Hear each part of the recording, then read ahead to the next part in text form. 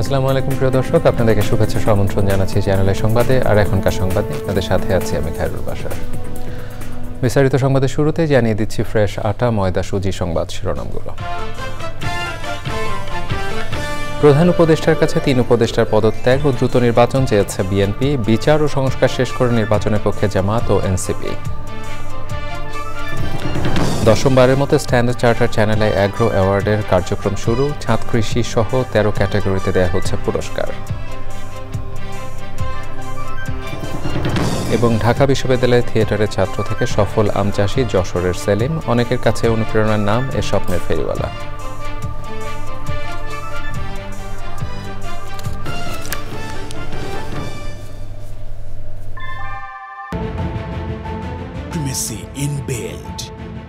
German technology, Bangladesh's first thermix rod, Salam Steel Thermax. প্রিয় দর্শক, এতক্ষণ সংবাদ শিরোনামগুলো জানাচ্ছিলাম। এখনকার সংবাদ আয়োজন একই সঙ্গে চ্যানেলের ইউটিউব চ্যানেল এবং চ্যানেলের ওটিটি প্ল্যাটফর্ম আইস্ক্রিনে লাইভ স্ট্রিমিং হচ্ছে। এবারে নিয়ে যাচ্ছি বিস্তারিত আয়োজনে। প্রধান উপদেষ্টার সঙ্গে রাতে বিএনপি, জামায়াত ও জাতীয় নাগরিক পার্টি এনসিপি এই 3টি দলের বৈঠক হয়েছে। বৈঠকে 3 উপদেষ্টার পদত্যাগ ও দ্রুত নির্বাচনের দাবি জানিয়েছে বিএনপি। জনগণের ভোগান্তি না করে সুবিধামতো সময়ে নির্বাচনের কথা বলেছে জামায়াত ইসলামী। আর শেখ হাসিনার অধীনে হওয়া সব নির্বাচন অবৈধ ঘোষণা, নির্বাচনের কমিশন পুনর্গঠন ও সংস্কার শেষ করে নির্বাচন দিতে বলেছে এনসিপি।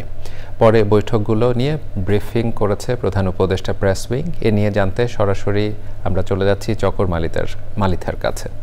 চকর, বৈঠকগুলো নিয়ে বিস্তারিত জানাবেন আমাদেরকে। বাসার আজকে সন্ধ্যা 7:30 থেকে প্রধান উপদেষ্টার সরকারি বাসভবন যমুনায় 3টি রাজনৈতিক দলের সাথে আলাদা আলাদা ভাবে বৈঠক হয়েছে। বৈঠকে বিএনপির পক্ষে নেতৃত্ব, প্রথমে জাতীয়তাবাদী দল বিএনপির পক্ষে নেতৃত্বে ছিলেন ডক্টর খন্দকার মোশাররফ হোসেন এবং ওনার সাথে ছিলেন ডক্টর মঈন খান, আমির খসরু মাহমুদ চৌধুরী এবং সালাউদ্দিন আহমেদ। বৈঠক শেষে বিএনপির প্রতিনিধি দল বাইরে এসে সংবাদ সম্মেলনে বলেছেন যে তারা আসলে তাদের দাবি দেওয়াগুলো লিখিতভাবে উপস্থাপন করেছেন। তার মধ্যে উল্লেখযোগ্য বিষয় হলো যে তারা বলেছেন যে তারা নির্বাচনের একটি সুনির্দিষ্ট রোড ম্যাপ চান। তারা বলেছেন যে এই সরকার এবং ডক্টর ইউনূসের প্রতি প্রথম থেকেই বিএনপির সমর্থন আছে, তারা কখনো প্রধান উপদেষ্টার পদত্যাগ চায়নি। এবং তারা সবচেয়ে যেটি উল্লেখযোগ্য বিষয় বলেছেন সেটি হচ্ছে 3 উপদেষ্টার পদত্যাগ সহ উপদেষ্টা সদস্যদের উপদেষ্টা মন্ডলীদেরকে পুনর্বন্টনের একটি দাবি জানিয়েছেন। এর পরপরই প্রধান উপদেষ্টার সাথে বৈঠক করে জামায়াত ইসলামীর আমির ডাক্তার শফিকুর রহমানের নেতৃত্বে, তার সাথে ছিলেন আরেকজন ডাক্তার নায়েবে আমির ডাক্তার আব্দুল্লাহ মোহাম্মদ তাহের। বৈঠক শেষে জামাতের প্রতিনিধি দল বাইরে এসে সাংবাদিকদের সাথে কথা বলেছেন যে তারা বলেছেন তারা সংস্কার আর শেষে নির্বাচনের রোড ম্যাপ চান, তবে তারা কোনো তারিখ উল্লেখ করেননি এবং জনগণের ভোগান্তি না করে তারা নির্বাচনের একটি তারিখ ঘোষণা করতে বলেছেন।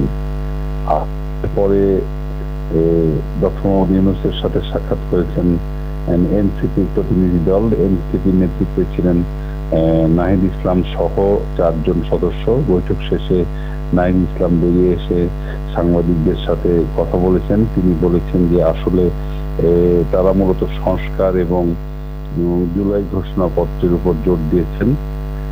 জুলাই ঘোষণাপত্রের উপর জোর দিয়ে এগুলো বাস্তবায়ন করে তারপরে নির্বাচনের দিকে যাওয়ার কথা বলেছেন। এরপরে নাহিদ ইসলামের প্রেস কনফারেন্সের পরপরই প্রধান উপদেষ্টার প্রেস সচিব শফিকুল আলম অমনি সাংবাদিকদের সাথে আনুষ্ঠানিক এই 3টি রাজনৈতিক সব দলের সাথে বৈঠক নিয়ে কথা বলেছেন। প্রেস সচিব বলেছেন যে 3টি রাজনৈতিক দলের বক্তব্যই প্রধান উপদেষ্টা প্রফেসর মোহাম্মদ ইউনূস মনোযোগ দিয়ে শুনেছেন, তবে তিনি কোনো সিদ্ধান্ত দেননি। তিনি বারবার একটি কথাই বলেছেন যে প্রফেসর ইউনূস প্রথম থেকে যে কথাটি বলে আসছেন যে ডিসেম্বর থেকে এবছরের ডিসেম্বর থেকে আগামী বছরের জুনের মধ্যে যে কোনো সময় নির্বাচন হবে, সেই জায়গাতেই প্রফেসর ইউনূস এখনো আছেন। আর 3 উপদেষ্টার পদত্যাগ নিয়ে তিনি রাজনৈতিক বিএনপির বক্তব্য শুনেছেন, তিনি কোনো মন্তব্য করেননি।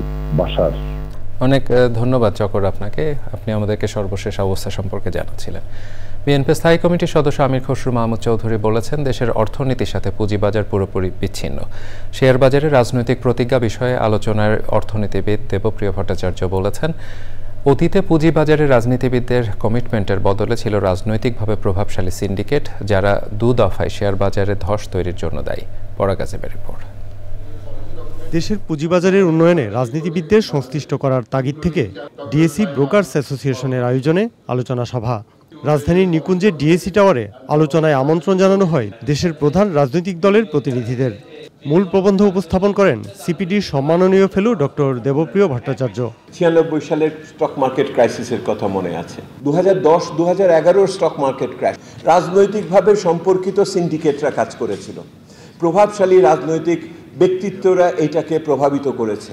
আলোচনায় অংশ নেন বিএনপি, জামায়াত ও এনসিপি সহ কয়েকটি রাজনৈতিক দলের নেতারা। যে ইনভেস্টররা তাদের পুঁজি হারিয়ে রাস্তায় মিছিল করেছিলেন, আত্মহত্যার মতো নিউজ আমাদের কাছে আসছে। আই থিঙ্ক সো যে তাদের একটা সলিউশন দরকার। আমরা আশা করব ভবিষ্যতে যারাই পাওয়ারে যায়, আমরা যদি দেশ সবার নিয়োগ পারি তাহলে আমরা এটা করব। Politically connected people, politically connected company, এসবের কারণে বাংলাদেশের অগ্রযাত্রা 53 বছরে যা হওয়া উচিত সেটা হতে পারে নাই। আমি অন্তত এতটুকু বলতে চাই, এনসিপি সেরকম কিছু হবে না। অনুষ্ঠানের প্রধান অতিথি বিএনপির স্থায়ী কমিটির সদস্য আমির খসরু মাহমুদ চৌধুরী। বাংলাদেশের ক্যাপিটাল মার্কেট কোয়াইট অনেস্টলি মনে হচ্ছে এটা অর্থনীতির বাইরের কোনো একটা অংশ। ক্যাপিটাল মার্কেটের কোনো ওনারশিপ এখন নাই। ইন আদার ওয়ার্ডস, আমি একটা কথাই বলতে চাই যে ক্যাপিটাল মার্কেটকে পলিটিক্যাল ওনারশিপের মধ্যে আপনাকে আনতে হবে। আই ক্যান অ্যাসিওর ইউ, আগামী দিনে বাংলাদেশের ক্যাপিটাল মার্কেটের ওনারশিপের বেলায় we will take ownership of capital market, we will. বক্তারা বলেন, সারা বিশ্বেই দীর্ঘমেয়াদী ও বড় আকারের পুঁজি সংগ্রহের প্রধান উৎস পুঁজিবাজার। বাংলাদেশেও পুঁজিবাজারের উন্নয়নে রাজনৈতিক প্রতিজ্ঞা এখন খুবই জরুরি। ব্যাংকের যে ব্রডার স্টেক হোল্ডার্স, পরাগ আজিম, চ্যানেল আই, ঢাকা। দেশে কৃষি ও খাদ্য নিরাপত্তা ক্ষেত্রে নিরলস ভূমিকা রাখা ব্যক্তি ও প্রতিষ্ঠানকে সম্মানিত করতে 10মবারের মতো standard charter channel I agro award কার্যক্রম শুরু হয়েছে। সংবাদ সম্মেলনে আয়োজকরা জানান, এবার ছাদ কৃষি সহ 13 ক্যাটাগরিতে দেয়া হচ্ছে এই পুরস্কার। জাকি আক্তারের রিপোর্ট। কৃষি খাতে স্বপ্নদর্শী উদ্ভাবক ও উদ্যোক্তাদের খুঁজে বের করে তাদের স্বীকৃতি দেওয়ার লক্ষ্যে 2014 সালে শুরু হয় standard charter channel I agro award. কৃষি খাত ও খাদ্য নিরাপত্তায় ভূমিকা রাখায় এ পর্যন্ত 9টি আসরে মোট 77 জন ব্যক্তি ও প্রতিষ্ঠানকে সম্মাননা দেওয়া হয়েছে। সাফল্যের ধারাবাহিকতায় চলছে 10ম আসরের প্রস্তুতি। রাজধানীর ইন্টারকন্টিনেন্টালে standard charter channel I agro award 2025-এর সংবাদ সম্মেলন। জানানো হয়, অ্যাওয়ার্ডের জন্য আবেদনের সময়সীমা 25 মে থেকে 15 জুলাই পর্যন্ত। এবছর 13টি ক্যাটাগরিতে পুরস্কার দেওয়া হবে। এবার নতুন যুক্ত হয়েছে ছাদ কৃষি ক্যাটাগরি।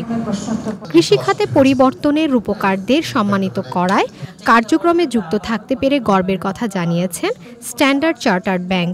তারা অনেক ভালো কাজ করেছেন, যেটা আমরা খুবই সম্মানিত বোধ করি যে ওনাদের কাজটা আমরা তুলে ধরতে পেরেছি একটা ন্যাশনাল স্টেজে। সো 10th অ্যাওয়ার্ডে আমরা আবারও গত 9 বারের মতো আরও কিছু উল্লেখযোগ্য এবং ইম্প্যাক্টফুল কাজ কৃষিতে আমরা তুলে ধরার চেষ্টা করব। সো এই যে ইম্পর্টেন্ট সেক্টরের সাথে আমাদের যে যোগাযোগ আছে বা আমাদের এখানে যে আমরা চেষ্টা করছি করার জন্য, এটা একটা অত্যন্ত গর্বের ব্যাপার। আমরা সেই ক্ষেত্রে শুধুমাত্র যে এই এক ব্যবহারটা দিয়ে শেষ করছি সেটা না, আমরা আসলে কৃষিক্ষেত্রে গত 2 বছর যেহেতু ইনফ্লেশনটা বাড়ছিল, ওই ক্ষেত্রে আমরা মনে করছি কৃষি একটা খাদ্যপণ্য একটা অত্যন্ত গুরুত্বপূর্ণ ফসল, সেই জায়গাতে আমাদের কাজ করার জায়গা আছে। আগামীতে নগর কৃষি তৈরি করার উপর তাগিদ দেন কৃষি উন্নয়ন ও গণমাধ্যম ব্যক্তিত্ব শাইখ সিরাজ। গ্রাম ছোট হয়ে আসবে, শহর বড় হবে, স্বাভাবিকভাবেই শহরের এত কোটি কোটি মানুষের জন্য ওই গ্রাম থেকে এত খাদ্য আসবে না। তার মানে নগরে কৃষি হতে হবে, সেই কৃষির ধরনটা পাল্টে যাবে। বাংলাদেশের কৃষিকে এগিয়ে নেওয়া এবং কৃষিতে ইনভেস্টমেন্টের জন্য ওনাদের মতো ব্যাংকদের অনেক বড় দায়িত্ব রয়েছে। আমি বিশ্বাস করি ভবিষ্যতে তারা এই দায়িত্বশীল আচরণ তারা করবে, কারণ বাংলাদেশ কৃষিতে আরো অনেক দূরে, কোনো সন্দেহ নেই, অনেক দূরে হবে। Standard chartered bank, channel I যারা ভালো করছে কৃষিতে তাদেরকে তুলে ধরছে, যাকে দেখে আরো 10 জন এগিয়ে আসতে পারে। দেশের কৃষিক্ষেত্রের গুরুত্বপূর্ণ ব্যক্তি ও প্রতিষ্ঠানকে উৎসাহিত করার কার্যক্রম আগামীতে আরও বড় পরিসরে নিয়ে যাওয়ার প্রত্যাশা করেন স্ট্যান্ডার্ড চার্টার চ্যানেল আই এগ্রোয়ার সংশ্লিষ্টরা। Zakia Akter, channel I, Dhaka. দেশের এভিয়েশন শিল্পে চলমান সব সমস্যা সমাধানে কাজ করছে বেসামরিক বিমান পরিবহন ও পর্যটন মন্ত্রণালয়। মন্ত্রণালয় এয়ারলাইন্স খাতের উন্নয়নে কর্মপন্থা নির্ধারণে অনুষ্ঠিত আন্তঃমন্ত্রণালয় সভায় এই আশ্বাস দেন বেসামরিক বিমান পরিবহন ও পর্যটন উপদেষ্টা। টেকসই এভিয়েশন শিল্প নিশ্চিত করতে বর্তমান অন্তর্বর্তী সরকারের আন্তরিকতার প্রশংসা করেন এভিয়েশনের সংশ্লিষ্টরা। সাদি মাহমুদের রিপোর্ট। বেসরকারি এয়ারলাইন্স খাতের উন্নয়নের কর্মপন্থা নির্ধারণের জন্য বেসামরিক বিমান পরিবহন ও পর্যটন মন্ত্রণালয়ে আন্তঃমন্ত্রণালয় সভা যোগ দেন বিভিন্ন মন্ত্রণালয়ের সচিব, বেসামরিক বিমান চলাচল কর্তৃপক্ষ, বিমান বাংলাদেশ এয়ারলাইন্স ও এভিয়েশন অপারেটর্স অ্যাসোসিয়েশন অব বাংলাদেশের কর্মকর্তারা। সভায় উপস্থিত থেকে দেশের এভিয়েশন খাতের সমস্যা আর সম্ভাবনার কথা শোনার পাশাপাশি দিক নির্দেশনা দেন উপদেষ্টা। We'll try to understand you and then try to, wherever it's necessary, to deregulate and regulate. That's the whole idea. So this is a specifically learning session for me. ব্যবসা বান্ধব নীতি, নিরাপত্তা ব্যবস্থার উন্নয়ন, উন্নত যাত্রী সেবা ও দক্ষ বিমানবন্দর ব্যবস্থাপনা নিশ্চিতের মাধ্যমে এভিয়েশন শিল্পকে এগিয়ে নেওয়ার কথা বলেন এভিয়েশন সংশ্লিষ্টরা। আমাদের যে অনেকগুলো সমস্যা আমরা কিন্তু বলার আগেই অ্যাডভাইজার মহোদয় সেটা নিজের থেকে উদ্যোগ নিয়ে সেগুলো সমাধান করার জন্য কাজ করছেন, এবং যেগুলো অনেক কিছু আছে যেগুলো নিয়ে আমরা এখন কিছু কিছু কমিটি তৈরি করে দেওয়া হয়েছে এবং সিভিল এভিয়েশনকে কিছু দায়িত্ব দেওয়া হয়েছে। আমরা আশা করছি যে অ্যাডভাইজার মহোদয়ের ডাইরেক্টিভস অনুযায়ী সেই সমস্যাগুলোর সমাধান আমরা পাব। এভিয়েশন শিল্প মানে শুধু উড়োজাহাজ বা বিমানবন্দর নয়, এর অন্যতম গুরুত্বপূর্ণ অংশ দক্ষ মানব সম্পদ। তাই দক্ষ মানব সম্পদ তৈরি এবং তাদের যথাযথ প্রশিক্ষণের ওপর গুরুত্ব দেওয়া হয় সভায়। সাদি মাহমুদ, চ্যানেল আই, ঢাকা। ঢাকা বিশ্ববিদ্যালয়ে থিয়েটার অ্যান্ড পারফরমেন্স স্টাডিজে পড়াশোনা শেষে গ্রামে ফিরে মাঠে নামেন এক তরুণ। হতাশা থেকে স্বপ্নে। শহর থেকে গ্রামের পথটা সহজ ছিল না, কিন্তু শ্রমে ঘামে সাফল্যের গল্প গড়ে তুলেছেন তিনি। যশোরের ডহরসিংহা গ্রামের তরুণ হাফিজুর রহমান সেলিম এখন অনেকের কাছে এক অনুপ্রেরণার নাম।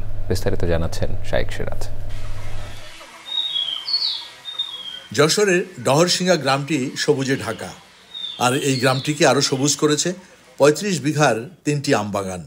বাগানের গাছে গাছে ঝুলছে মৌসুমি ফল। শুধু ফল নয়, গাছগুলোতে যেন শোভা ছড়াচ্ছে তরুণ উদ্যোক্তা হাফিজুর রহমান সেলিমের স্বপ্ন। তিনি বিশ্ববিদ্যালয়ে পড়াশোনা শেষে গ্রামে ফিরে কৃষিকে ঘিরে হয়েছেন সফল উদ্যোক্তা। যেহেতু এখানে আমার একটা আয়ের উৎস আছে স্যার, সেহেতু এটা আমার সবসময় ধ্যান জ্ঞান স্যার। আমি বছরে যেটা পাই সেটা সন্তোষজনক, এবং একটা প্রথম শ্রেণীর কর্মকর্তা যে বেতন পায় তার থেকে অনেক বেশি স্যার আমার মাসে আয়। এই বাগানে চাষ হচ্ছে হিমসাগর আম। বাবার দেখা স্বপ্ন পুত্র বাস্তবে রূপ দিয়েছেন। বছরে আমরা প্রায় 15 লক্ষ টাকার উপর আম বিক্রি, ফল বিক্রি করি। তাহলে তোমার মাসেই ইনকাম আছে 1.5 লক্ষ টাকা। তুমি কেন 30,000, 40,000 টাকা, 50,000 টাকা চাকরির জন্য হয়নি না?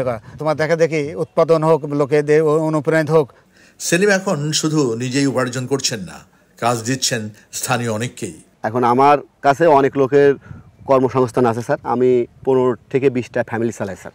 প্রাকৃতিক দুর্যোগে বৈশাখ মাস পড়লেই একটা যে ঝড় হয়, সেই ঝড়ে আমের অনেক ক্ষতি হয়। 3 থেকে 4 দিন টাইম পাওয়া যায় আম পাকলে। যদি এই আমটা বিক্রি করতে না পারেন তাহলে আপনার বড় রকমের লোকসান হয়ে যায় স্যার। ঢাকা বিশ্ববিদ্যালয় থেকে স্নাতকোত্তর করে চাকরির পিছনে যখন দৌড়চ্ছিলেন, না পেয়ে হতাশ হয়ে নেমেছেন কৃষিকাজে। শিক্ষিত তরুণ কৃষিতে ভালো করতে পারে, এই বিশ্বাস তাকে অনেক জাগ্রত করেছে। কিন্তু সময়ের সাথে সাথে এসে এই সময়ে জলবায়ুগত পরিবর্তন, বাজার ব্যবস্থাপনা সব কিছুতেই খানিকটা হিমশিম খাচ্ছে। এই তরুণ মনে করছে যে এই বিষয়গুলোর দিকে যদি দৃষ্টি দেওয়া যায়, অনেক শিক্ষিত তরুণ কৃষিতে আরও আগ্রহী হবে। যশোরের ডহরসিংহা থেকে শাইখ সিরাজ, চ্যানেল আই। এবার স্পোর্টস।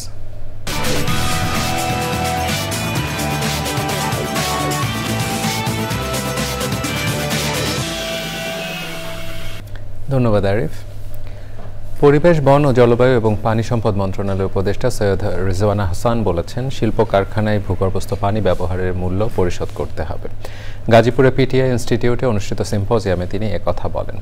জেলা প্রশাসক নাফিজা আরিফিনের সভাপতিত্বে অনুষ্ঠিত সিম্পোজিয়ামে পরিবেশ ও জলবায়ু রক্ষায় বিভিন্ন দিক তুলে ধরেন বক্তারা। গাজীপুর প্রতিনিধি ফজলুল হক মোরলের তথ্য ও ভিডিও চিত্র নিয়ে সৈয়দ মাদি ও আদিতের রিপোর্ট।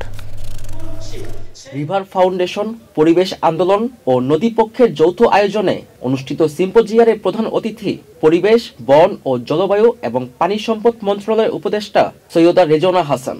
শিল্প কারখানায় ভূগর্ভস্থ পানি ব্যবহার নিয়ে কঠোর হুঁশিয়ারি দেন তিনি। আপনারা জানেন যে আমরা গ্রাউন্ড ওয়াটার ইন্ডাস্ট্রিয়াল ইউজে শিল্প কারখানায় যে ব্যবহার হয় সেটা জানি আর বিনামূল্যে না হয়, সেটা যেন রিইউজ করা হয়। এবং গাজীপুরে যে আসলে কি ভয়ঙ্কর অবস্থা কয়েকটা জায়গায় গ্রাউন্ড ওয়াটারে। ঢাকার আশেপাশে আরো 4টি নদী দখল ও দূষণমুক্ত করার চুক্তি ও পরিকল্পনার কথা জানান উপদেষ্টা। প্রাইসিংটা এমন হবে যাতে করে ওনারা রিইউজ করার দিকেই ঝুঁকে পড়ে। বেশি টাকা দিতে গেলে তো ওটা আর লাভজনক হবে না। বিদেশি দাতা গোষ্ঠীরা যারা গার্মেন্টস এর কাপড় নেন তারা বলছেন যে তোমাদেরকে পানি রিসাইকেল করতে হবে, বিদ্যুৎ রিনিউয়েবল হতে হবে।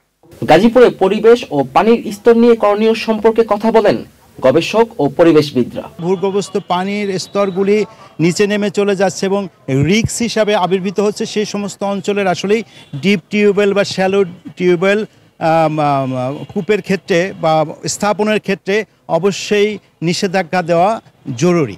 গণ সচেতনতা ছাড়া রক্ষা করা যাবে না। তার জন্য আমাদের বড় বড় যে আয়োজন, স্কুল, কলেজ, মাদ্রাসা, মসজিদ এবং নির্বাচন, এইখানে এই বক্তব্যগুলো নিয়ে যেতে হবে এবং এগুলো সকলকে বুঝাইতে হবে। বক্তারা বলেন, আমরা সবাই পরিবেশের সন্তান, তাই পরিবেশকে যে কোনো মূল্যে বাঁচাতে হবে। Syed Madih Adit, channel I. প্রিয় দর্শক, সংবাদের পর্যায়ে নিচ্ছে একটি বিরতি, আর বিরতির পরে দেখবেন ইসরায়েলের সামরিক বাহিনী বিমান হামলায় গাজায় ৭৬ জনের মৃত্যু, নিহতদের ৫০ জনই জাবালিয়া শরণার্থী শিবিরের বাসিন্দা।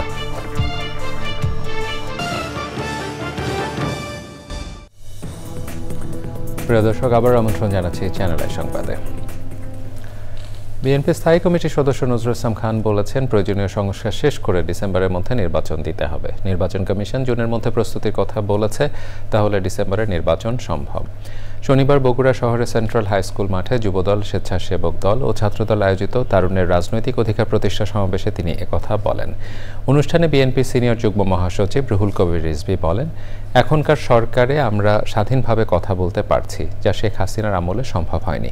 এখনও ন্যায় বিচারের দাবিতে কথা বললেই বাধা আসে।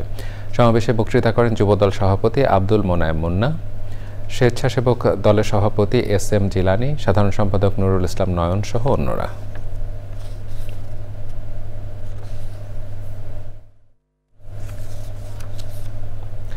এবারে নিটোল টাটা আন্তর্জাতিক সংবাদ।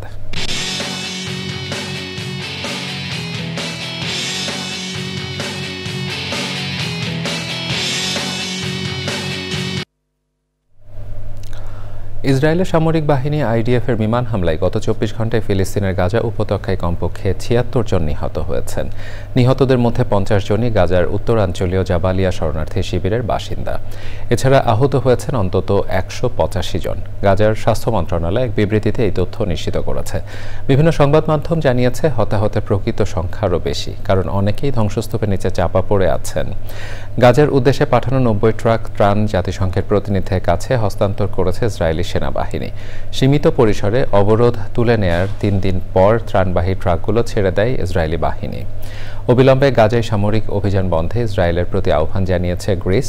ইসরায়েলের প্রধানমন্ত্রী বেনিয়ামিন নেতানিয়াহু ফ্রান্স, ব্রিটেন ও কানাডার বিরুদ্ধে অভিযোগ করে বলেছেন, দেশ 3টি হামাসকে সহায়তা করছে। এবারে ঢাকা ব্যাংক PLC বাণিজ্য সংবাদ।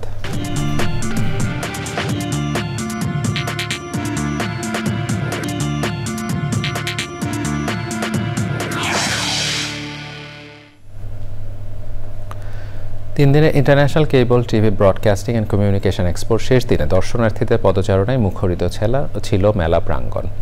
রাজধানী ইন্টারন্যাশনাল কনভেনশন সিটি বসুন্ধরায় মেলার আয়োজক কেবল অপারেটর্স অ্যাসোসিয়েশন অব বাংলাদেশ কোয়াব।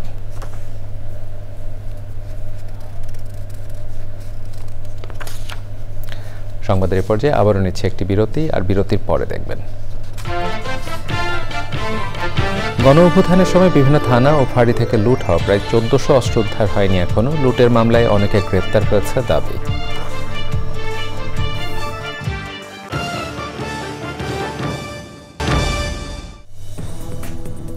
প্রিয় দর্শক, আবার আমন্ত্রণ জানাচ্ছি চ্যানেল আই সংবাদে। বিশ্বের মর্যাদাপূর্ণ কান চলচ্চিত্র উৎসবে জুরি অ্যাওয়ার্ড পেয়েছে বাংলাদেশের স্বল্পদৈর্ঘ্য সিনেমা আলী। এই প্রথমবারের মতো কানের স্বল্পদৈর্ঘ্য চলচ্চিত্র বিভাগে কোনো বাংলাদেশি চলচ্চিত্র জায়গা করে নিল। সিনেমাটির নির্মাতা আদনান আল রাজীব। ফ্রান্সের দক্ষিণ উপকূলীয় শহর কান চলচ্চিত্র উৎসবের ৭৮তম আসরে ছবিটি প্রদর্শিত হয়েছে। চলচ্চিত্রটির গল্প আবর্তিত হয়েছে এক কিশোর আলীর জীবন ঘনিষ্ঠ সংগ্রাম, মানবিক সংকট এবং সমাজের প্রান্তিক বাস্তবতা নিয়ে। নির্মাতা আদনান আল রাজীবের সূক্ষ্ম দৃষ্টিভঙ্গি ও আবেগময় বর্ণনায় ফুটে উঠেছে এক বাস্তবধর্মী ও গভীর মানবিক আখ্যান। পুলিশ কর্মকর্তারা জানিয়েছেন, আগস্টে ঢাকাসহ দেশের বিভিন্ন থানা ও পুলিশ ফাঁড়ি থেকে লুট হওয়া প্রায় 24% অস্ত্র এখনো উদ্ধার করতে পারেনি আইন শৃঙ্খলা রক্ষাকারী বাহিনী। সংখ্যার হিসেবে যা প্রায় 1400। অস্ত্র ও গোলাবারুদ লুটের ঘটনায় বিভিন্ন থানায় মামলায় অনেকে অপরাধীকে গ্রেপ্তার করা হয়েছে। অভিযান চলমান আছে। আইনজীবী তৌফিকা আফতাব করিমের বিরুদ্ধে দুর্নীতির অভিযোগে মামলা দায়ের করেছে দুদক। তার বিরুদ্ধে জ্ঞাত আয় বহির্ভূত 59 কোটি টাকার সম্পদ অর্জন ছাড়াও 88টি ব্যাংক হিসেবে মাধ্যমে 374 কোটি টাকারও বেশি সন্দেহজনক লেনদেনের তথ্য পেয়েছে দুদকের অনুসন্ধানী দল। এরপরই তার বিরুদ্ধে দুদক আইনে মামলা করা হয়। তদন্ত কর্মকর্তা তদন্তকালে অন্য কারো সংশ্লিষ্টতা পেলে তাকে ওই মামলার সাথে অন্তর্ভুক্ত করবে। মানে আমি যে প্রতিবেদনটা পেয়েছি সেখানে বলা আছে তৌফিকা আফতাব ওরফে তৌফিকা করিম। আপনারা যেটা বলছেন যে সাবেক আইনমন্ত্রী মহোদয়ের বান্ধবী, এরকম আমিও সাংবাদিকদের কাছ থেকেই বিভিন্ন মিডিয়াতেই জানা। নারী বিষয়ক সংস্কার কমিশনের প্রতিবেদন পর্যালোচনা প্রকাশ উপলক্ষে সংবাদ সম্মেলন করেছে আহলে সুন্নাত ওয়াল জামাত। তারা বলেন, এই কমিশন বাংলাদেশের ধর্মীয় মূল্যবোধের বিরুদ্ধে দাঁড়িয়েছে। পশ্চিমা সংস্কৃতির অগ্রাসনে নীল নকশা বাস্তবায়ন করে জুলাই অভ্যুত্থানে সরকারকে প্রশ্নবিদ্ধ করেছে বলে মন্তব্য করে দলটি। অবিলম্বে নারী বিষয়ক সংস্কার কমিশনের প্রতিবেদন বাতিল করার দাবি জানায় তারা।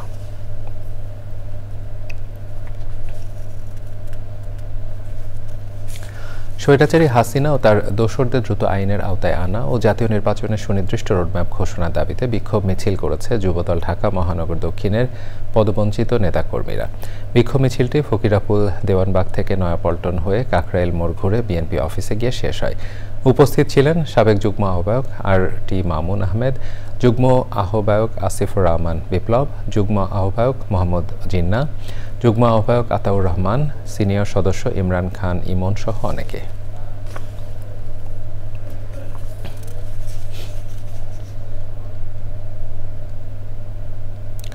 চট্টগ্রাম সিটি কর্পোরেশনের মেয়র ডাক্তার শাহাদাত হোসেন বলেছেন, 300 কোটি টাকার যন্ত্রপাতির অভাবে চট্টগ্রাম মহানগরী জলাবদ্ধতা নিরসন করা যাচ্ছে না। তিনি আরও বলেন, জলাবদ্ধতা নিরসন কাজে যন্ত্রপাতি খুবই গুরুত্বপূর্ণ হওয়া সত্ত্বেও সরকারের সদিচ্ছার অভাবে নতুন যন্ত্রপাতি কেনা সম্ভব হচ্ছে না। প্রয়োজনীয় যন্ত্রপাতি সহ সবকিছু ঠিকঠাক থাকলে 50 থেকে 60% জলাবদ্ধতা নিরসন সম্ভব বলে আশাবাদ ব্যক্ত করেছেন মেয়র। সিটি কর্পোরেশনের সম্মেলন কক্ষে জলাবদ্ধতা নিরসনে নাগরিক সমাজ ও গণমাধ্যমের ভূমিকা শীর্ষক সেমিনারে আয়োজক বাংলাদেশ জনসংযোগ সমিতি চট্টগ্রাম শাখা। দেশের প্রথিত যশা শিশু কিডনি বিশেষজ্ঞ অধ্যাপক ডাক্তার মোহাম্মদ হানিফ বলেছেন, দেশে শিশু কিডনি রোগীর সংখ্যা দিন দিন বেড়ে যাওয়ায় সচেতনতা বৃদ্ধি করতে হবে। সকালে চট্টগ্রাম মেডিকেল কলেজে আলাদা শিশু কিডনি ওয়ার্ড উদ্বোধন শেষে তিনি একথা বলেন। শিশুদের ভোগান্তির কথা চিন্তা করে স্বতন্ত্র এই ওয়ার্ড চালু করেছে হাসপাতাল কর্তৃপক্ষ। আয়োজনে উপস্থিত ছিলেন ওয়ার্ডের বিভাগীয় প্রধান professor doctor Sanat Kumar Barua, Chittagong medical college হাসপাতালের পরিচালক ব্রিগেডিয়ার জেনারেল মোহাম্মদ তসলিম উদ্দিন সহ অন্যরা।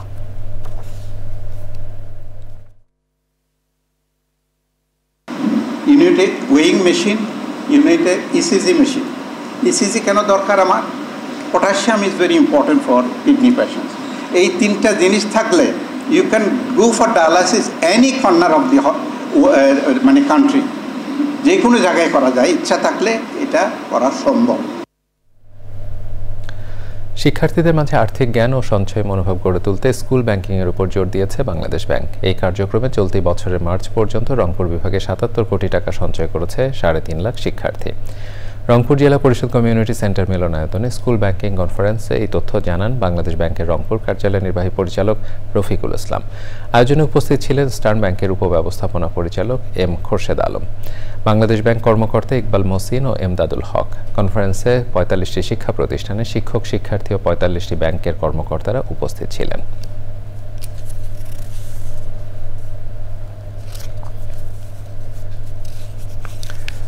দ্বীপ জেলা ভোলা নাগরিক ঐক্য ফোরামের আলোচনা সভা অনুষ্ঠিত হয়েছে। বিকেলে জাতীয় প্রেস ক্লাবে আয়োজিত সভায় দ্বীপ জেলা ভোলাকে পরিকল্পিতভাবে গড়ে তোলা, যোগাযোগ ব্যবস্থা, পর্যটন নগরী হিসেবে গড়ে তোলা সহ ১৩ দফা দাবি নিয়ে আলোচনা করা হয়। উপস্থিত ছিলেন অবসরপ্রাপ্ত মেজর হাফিজউদ্দিন আহমেদ বীর বিক্রম, আলহাজ নাজিম উদ্দিন সহ ফোরামের নেতারা।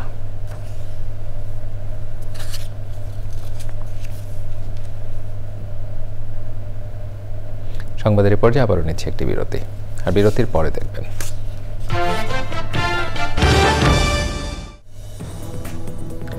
প্রিয় দর্শক, আবার আমন্ত্রণ জানাচ্ছি চ্যানেল আই সংবাদে। BNP vice chairman Barkatullah Bulu বলেছেন, ব্যবসায়ীরা যখন রাজনীতিবিদ হয়ে যান তখন দেশের পরিণতি ভালো হয় না। রাজধানী বনানীতে বিদেশি ফার্নিচারের ৪র্থ শোরুম হাই ফ্যাশন গ্যালারির উদ্বোধন করে তিনি বলেন, ব্যবসায়ীরা ব্যবসা করবেন আর তাদের সহযোগিতা করবেন রাজনীতিবিদ ও সরকার। যারা দুর্নীতি ও নানা অনিয়ম করেছেন তাদের বিচার হওয়া উচিত বলে মন্তব্য করেছেন তিনি। সে সময়ে ছিলেন প্রতিষ্ঠানটির ব্যবস্থাপনা পরিচালক ও চেয়ারম্যান গনি আহমেদ ও অন্যরা।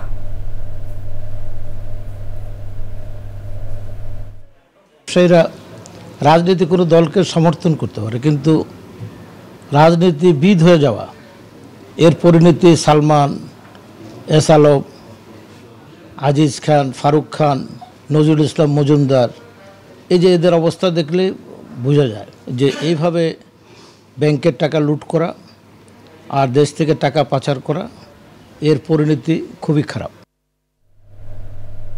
এবারে খেলার খবর।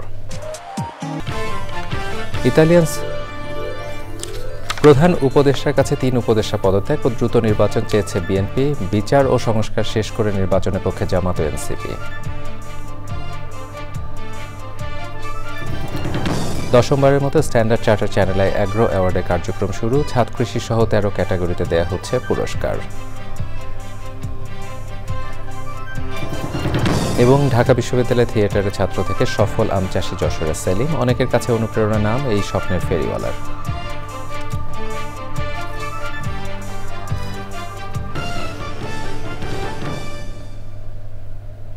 প্রিয় দর্শক, এতক্ষণ চ্যানেলের সংবাদের সাথে থাকবার জন্য সকলকে ধন্যবাদ জানিয়ে বিদায় নিচ্ছি। শুভেচ্ছা।